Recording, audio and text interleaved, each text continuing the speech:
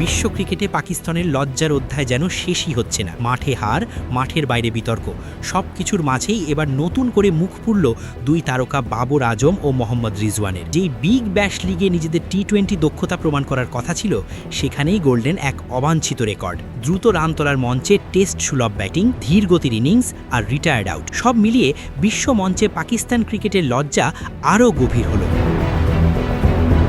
পাকিস্তান ক্রিকেটের জন্য লজ্জা যেন এখন নিয়মিত ঘটনা। এশিয়া কাপ হোক কিংবা বিশ্বকাপ, একটার পর একটা টুর্নামেন্টে ব্যর্থতার গল্প শুনেছে সমর্থকরা। কোচ বদলেছে, অধিনায়ক বদলেছে, কিন্তু পারফরমেন্সের চিত্র খুব একটা বদলায়নি। এবার সেই লজ্জার তালিকায় নতুন করে যোগ হলো অস্ট্রেলিয়ার ঘরোয়া franchise tournament Big Bash league. পাকিস্তানের দুই তারকা ব্যাটার বাবর আজম ও মোহাম্মদ রিজওয়ান বর্তমানে জাতীয় দলের নিয়মিত পরিকল্পনার বাইরে, ফলে বিগ ব্যাশ লিগ ছিল তাদের জন্য বড় সুযোগ, নিজেদের টি-20 মানসিকতা ও ব্যাটিং সামর্থ্য প্রমাণ করার মঞ্চ। কিন্তু সেই সুযোগ কাজে লাগানোর বদলে তারা গড়েছেন এক অবাঞ্ছিত নজির। চলতি মৌসুমের বিগ ব্যাশ লিগে সবচেয়ে ধীর গতিতে রান করা ব্যাটারদের একটি তালিকা প্রকাশ করা হয়েছে। শর্ত ছিল অন্তত 120 বল খেলা ক্রিকেটারদের মধ্যে হিসাব করা হবে, আর সেই তালিকার শীর্ষে জায়গা করে নিয়েছেন মোহাম্মদ রিজওয়ান ও বাবর আজম, দুজনই পাকিস্তানের সাবেক অধিনায়ক। মেলবোর্ন রেনেগেডসের হয়ে খেলা মোহাম্মদ রিজওয়ান 10 ইনিংসে করেছেন মাত্র 187 রান। তার স্ট্রাইক রেট মাত্র 102.74, যা টি-20 ক্রিকেটের জন্য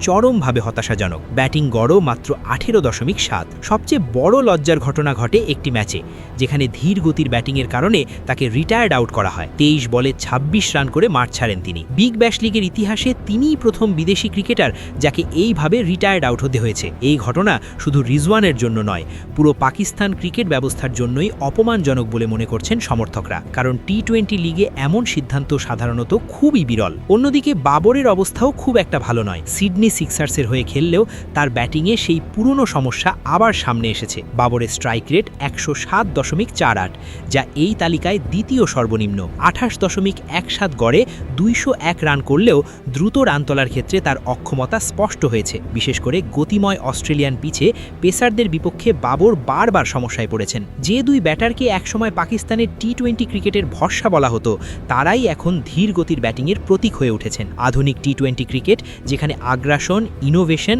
আর স্ট্রাইক রেটের উপর দাঁড়িয়ে, সেখানে বাবর ও রিজওয়ানের ব্যাটিং যেন সময়ের অনেক পিছনে পড়ে আছে। এই পারফরমেন্সের পর প্রশ্ন উঠছে, পাকিস্তান ক্রিকেট কি সত্যি পরিবর্তনের পথে হাঁটছে, নাকি একই ভুল বারবার হচ্ছে? বিগ ব্যাশের মতো মঞ্চে এমন লজ্জার নজির গড়া যে শুধু দুই ক্রিকেটারের নয়, তা পুরো পাকিস্তান ক্রিকেট ব্যবস্থার প্রতিচ্ছবিও তুলে ধরছে।